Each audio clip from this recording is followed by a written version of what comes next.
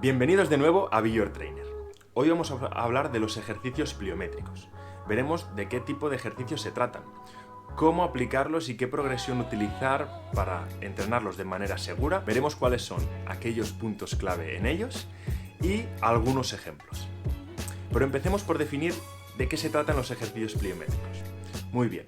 Según Mike Boyle, uno de los entrenadores más reconocidos en el mundo del entrenamiento deportivo, estos son un tipo de ejercicios reactivos, que te permiten trabajar la capacidad de generar fuerza o generar tensión de manera rápida, acercándonos a uno de los objetivos principales del rendimiento deportivo.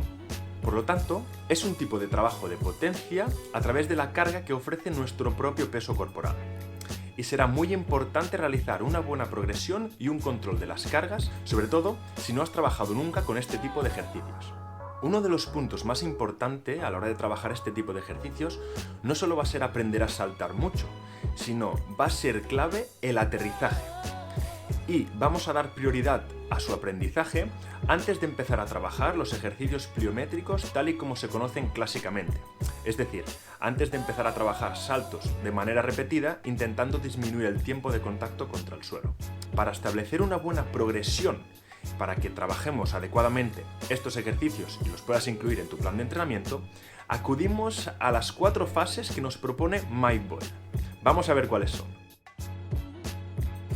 Ya hemos mencionado la importancia de aprender las fases de despegue, donde se va a tener que coordinar el movimiento de brazos y piernas, y la fase de aterrizaje, donde vamos a tener que absorber la carga de nuestro cuerpo una vez lleguemos de nuevo al suelo. Pues uno de los objetivos principales de esta primera fase en la progresión va a ser centrarse en el aterrizaje. En él, la musculatura va a trabajar de manera excéntrica, es decir, generando tensión mientras se estira, aprendiendo a estabilizar el cuerpo y hacerlo de manera progresiva y suave. El aterrizaje debe ser silencioso. Eso será un buen indicador de que nosotros, si estamos realizando el ejercicio o tus deportistas, realizan esa fase de absorber las fuerzas de nuestro cuerpo de manera correcta.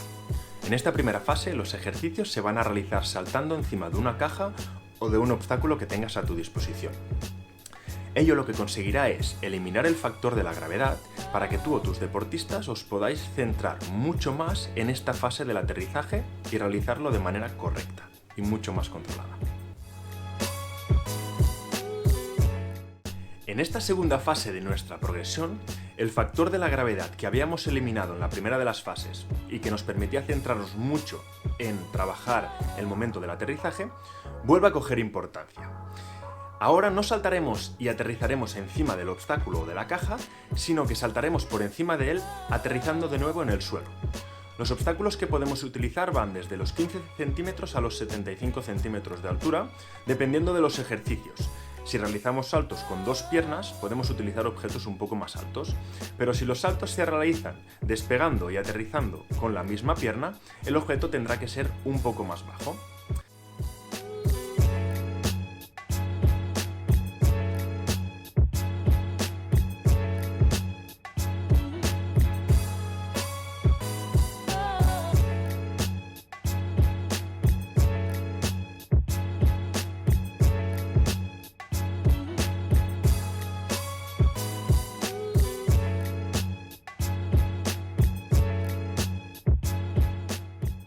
El objetivo en esta fase es el mismo que en la primera. Nos centramos en la fase de aterrizaje, pero el factor de la gravedad y el hecho de volver a aterrizar de nuevo en el suelo incrementará el trabajo que va a tener que realizar la musculatura en su fase excéntrica y por lo tanto la dificultad del mismo ejercicio. Por lo tanto, vamos a seguir centrándonos en absorber la fuerza o la carga de nuestro cuerpo al llegar de nuevo al suelo de manera suave, realizando una frenada progresiva y sobre todo, no haga ruido, que el aterrizaje sea silencioso. Para pasar a la tercera fase de nuestra progresión, vamos a tener que controlar y dominar muy bien el momento del aterrizaje que se ha trabajado en las 2 primeras fases. Y es que en esta tercera fase ya se empieza a trabajar de manera muy similar a lo que se conoce tradicionalmente como el entrenamiento pliométrico. Y el único componente añadido que le vamos a introducir va a ser el ciclo de estiramiento-acortamiento muscular. Y eso lo vamos a conseguir introduciendo un pequeño salto previamente al salto principal o el que compone el ejercicio que hemos estado realizando hasta el momento.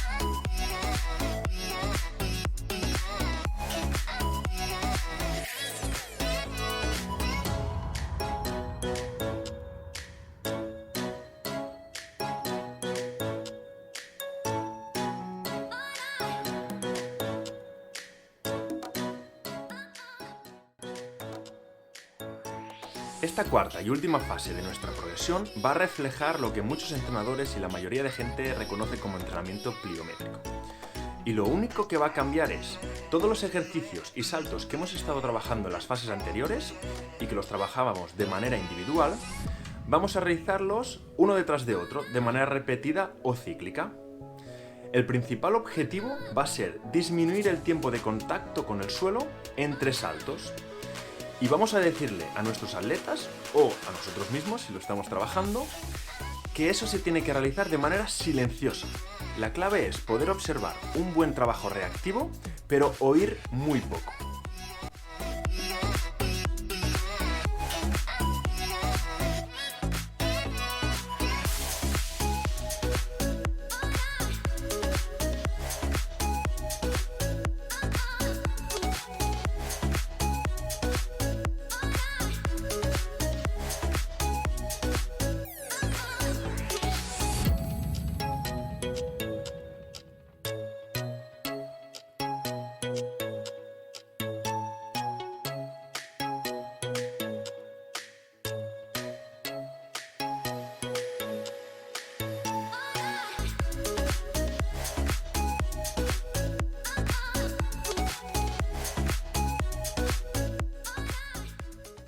Antes de que te vayas, me gustaría aportarte un último detalle de valor para que entiendas otra de las utilidades y beneficios del trabajo con ejercicios pliométricos.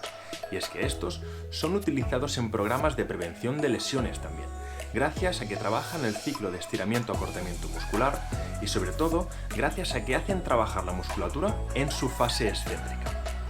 Además, puede que tengas algunas dudas de cómo implementar esta progresión que te he mostrado. Tranquilo, te la resuelvo en un momento. La intensidad irá incrementando cuando vayamos pasando de una fase a otra y va a ir muy ligada a cómo gestionamos el control del factor de la gravedad. Ya hemos visto cómo este progresa desde la fase 1 hasta la fase 4. La frecuencia de entrenamiento. Según los autores encontramos que este tipo de ejercicios puedes introducirlos desde 2 a 4 veces por semana. El tipo de ejercicios. Utiliza ejercicios donde te muevas en todas las direcciones posibles. Saltos hacia adelante, hacia atrás, hacia los laterales, incluso utiliza movimientos diagonales. Puedes utilizar este tipo de ejercicios intentando simular movimientos que después vas a utilizar en tu modalidad deportiva. Y por último, el volumen de entrenamiento. Según el principal autor consultado para realizar este vídeo, Mike Boyle, nos dice que él no suele superar los 100 saltos a la semana. Eso significa que si trabajamos 4 veces por semana este tipo de ejercicios, nos limitaremos a un total de 25 repeticiones o 25 saltos por sesión de entrenamiento, aproximadamente. Y ahora sí, hasta aquí llega el vídeo de hoy. Espero que el contenido que te he aportado haya sido de utilidad y que lo puedas aplicar en tus entrenamientos o en el de tus deportistas. No te olvides de suscribirte para no perderte ninguno de estos vídeos. Nos vemos en la próxima.